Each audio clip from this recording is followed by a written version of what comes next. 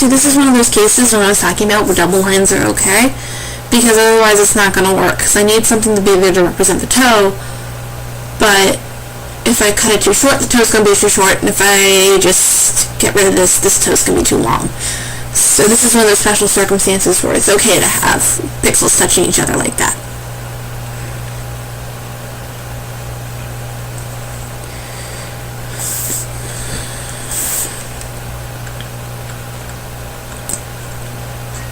I want you to notice how far up this goes, the tail. Tails do not come from the behind, they come from the spine.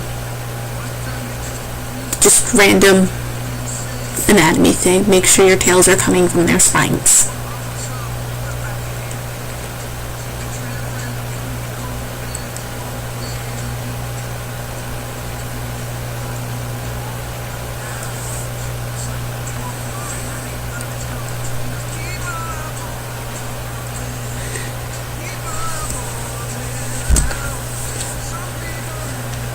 So I'm going to just take a double look over. I'm going to rise, make a couple more lines in here. This should probably be more. There we go. Let's make the shoulder blades more pronounced. And then I think I'm done. I am done. Okay. So I'm going to take a quick break to save. And then we'll go on to coloring. So this is what it looks like. This is our final lines. And we'll start going on to coloring / shading. So now, on to coloring.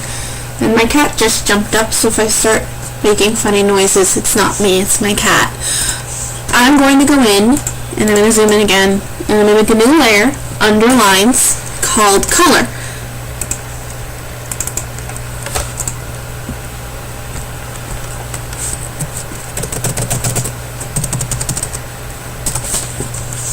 And I'm going to go, and I'm going to take the base color, or the most, this can actually be deleted since I'm not using that.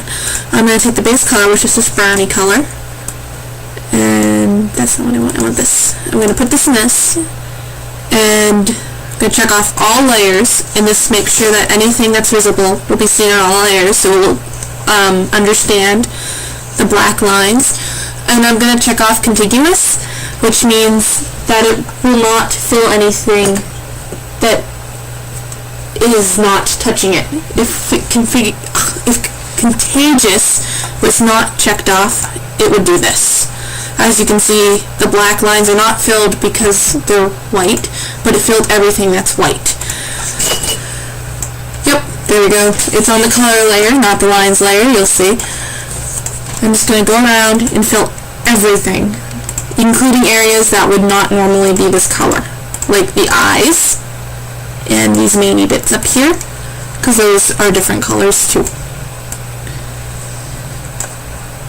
Everything's filled in that's going to have color in it. This is going to serve as my base for making my drawing on. The next thing I'm going to do is make a clipping mask, and this is going to be called markings, because it's every other color. It just makes it easier to shade. You can skip this step if you want to. Now I'm going to make what's called a clipping mask. So I'm going to go and I'm going to right click, and I'm going to click on create clipping mask. And what this does is it prevents me from drawing on the parts that are transparent.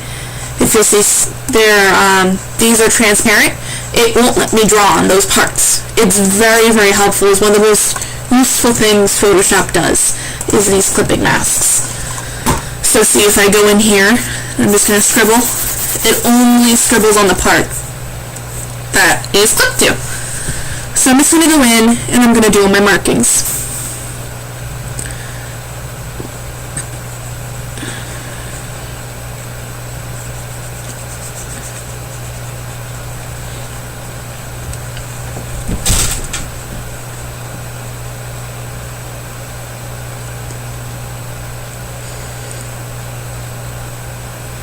So I'm just drawing these in with a regular pencil tool. I might go a little bit bigger of a size, into 2 or 3 if I'm coloring in large areas. But for the most part, it's just going to be 1. and me just doing this.